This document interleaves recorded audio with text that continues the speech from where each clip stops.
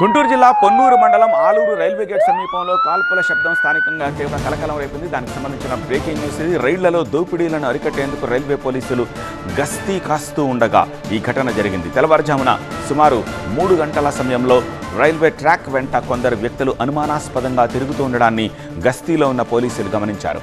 సదరు వ్యక్తుల చేతుల్లో కట్టర్లు, ఇతర ఆయుధాలు ఉండడంతో వారు దోపిడీకి ప్లాన్ చేసినట్టు పోలీసులు గుర్తించారు. అప్రమత్తమైన పోలీసులు దుండగులను పట్టుకోవడానికి ప్రయత్నించగా వారు పోలీసులపైకి రాళ్లు రువ్వారు. దీంతో పోలీసులు గాలిలోకి 10 రౌండ్ల కాల్పులు జరిపారు. 10 రౌండ్లు కాల్పులు జరగడం జరిగింది. 6 రౌండ్లు 303, అదేవిధంగా 4 రౌండ్స్ ఎస్ఐ గారు తన పిస్టల్తో కాల్పులు జరగడం జరిగింది. సదరు నేరస్థలం నుండి హోమ్ సిగ్నల్ దగ్గర నుండి నిడిబ్రోలు విలేజ్ వైపుగా వారు పొలాల్లో తప్పించుకునే ప్రయత్నం చేసి పారిపోయారు. దాని మేరకు ఇమీడియట్గా ఉన్నతాధికారులు అందరికీ తెలియజేయడం జరిగింది.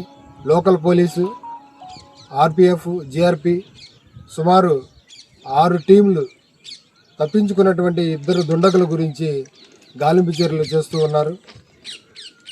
కాబట్టి ఇక మీదట ఎవరైనా సరే సిగ్నల్ ట్యాంపరింగ్ కానీ, ఏసీపీ కానీ అలాంటి దుశ్చర్యలు చేసి ట్రైన్స్ ఆగకూడని చోట ఆపి అమాయకమైనటువంటి ప్రజల మెడల్లో నుంచి, అదేవిధంగా వాళ్ళ వాల్యుబుల్ వస్తువులు దొంగతనం చేసి ఏదైనా ఇలాంటి నేరాలు పాల్పడితే అలాంటి వారిపై కాల్పులు జరగడానికి పోలీసులు వెనకాడబోరని సీనియర్ అధికారులు ఇప్పటికే క్లియర్ ఇన్స్ట్రక్షన్స్ ఉన్నాయని, అలాంటి నేరాలకు పాల్పడే వ్యక్తులపై పోలీసు కాల్పులు జరపడానికి పోలీసులు అన్నిత్యం గస్తీ చేస్తూ.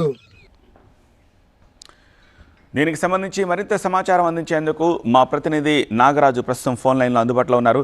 నాగరాజు, దుండగులు దోపిడీదారులుగానే అనుమానిస్తున్నట్టుగా ఉన్నారు పోలీసులు, అంతేనా లేకపోతే ఏదైనా విద్రోహ చర్యలు చేయాలన్న ఆలోచన ఏమైనా చేశారా? ఆ దిశగా కూడా ఎంక్వైరీ చేస్తున్నారా? మొత్తం ఎంతమంది ఉన్నారు, వాళ్ళు ఎక్కడికి పారిపోయారని చెప్పేసి అనుమానిస్తున్నారు?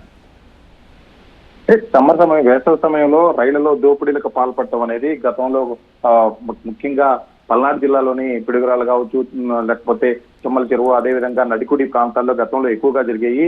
ముఖ్యంగా మే నెలలోనే టార్గెట్ చేసుకుని అర్ధరాత్రి సమయాల్లో వచ్చే రైళ్లని ఈ దోపిడీ దొంగలు లక్ష్యంగా చేసుకుని కూడా సిగ్నల్ ట్యాంపరింగ్ చేసి మరీ రైళ్లను నిలిపివేసి దోపిడీలకు పాల్పడేవారు. ఈ నేపథ్యంలోనే కొద్ది రోజుల క్రితం గుంటూరులో జీఆర్పీఎఫ్ డిఎస్పీగా ఉన్న అఖేశ్వరరావు కూడా ఈ ప్రాంతాలన్నిటి మీద కూడా మే నెల మొదటి నుంచి కూడా ప్రత్యేక నిఘా పెట్టారు, గస్తీ కాస్తున్నారు.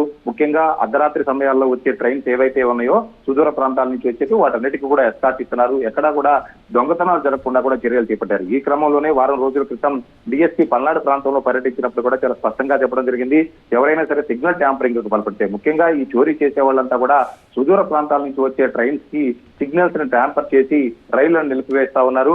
అదేవిధంగా మనం ఇవాళ ఏదైతే నిడుబ్రోల్ సమీపంలో ఈ కాల్పులు జరిపాయో, నెల రోజుల క్రితం నిడుబ్రోలు అదేవిధంగా బాపట్ల మధ్యలో కూడా ఒక ట్రైన్ నిలిపివేసి 5 బోగీల్లో కూడా చోరీకి పాల్పడటం జరిగింది. ఈ ఘటన జరిగి దాదాపు నెల రోజులు కావచ్చింది.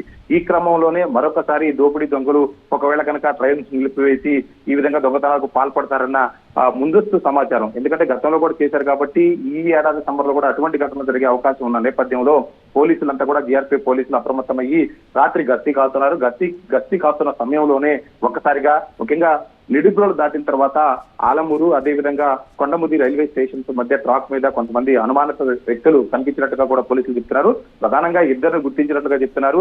ముఖ్యంగా ఏదైతే సిగ్నల్ ఉందో ఆ సిగ్నల్ దగ్గరికి వెళ్లే ప్రయత్నం చేస్తున్నట్టుగా పోలీసులు వాళ్ళని వార్న్ చేయడం జరిగింది. అటు వెళ్ళవద్దు అని చెప్పేసి చెప్పిన తర్వాత ఒక్కసారిగా అక్కడ ఉన్న దొంగలు కూడా రాళ్లు రువ్వడం జరిగింది. రాళ్లు రువ్విన తర్వాత పోలీసు ముఖ్యంగా ఎస్ఐ జీఆర్పీఎఫ్ ఎస్ఐ రాజమోహన్ ఉన్నారు. రాజమోహన్ వెంటనే అనుమానాస్పద వ్యక్తుల మీద కాల్పులు జరపడం జరిగింది. 10 రౌండ్లు కాల్పులు జరిగేసరికి అక్కడి నుంచి 2 కూడా పారిపోయినట్టుగా కూడా పోలీసులు చెప్తా ఉన్నారు. మొత్తం మీద గతంలో జరిగిన ఇన్సిడెంట్లు కూడా చూసుకుని ప్రస్తుతం పోలీసులు అప్రమత్తమై ఉన్నారు. ఎక్కడా కూడా సిగ్నల్ ట్యాంపరింగ్ జరగకూడదు.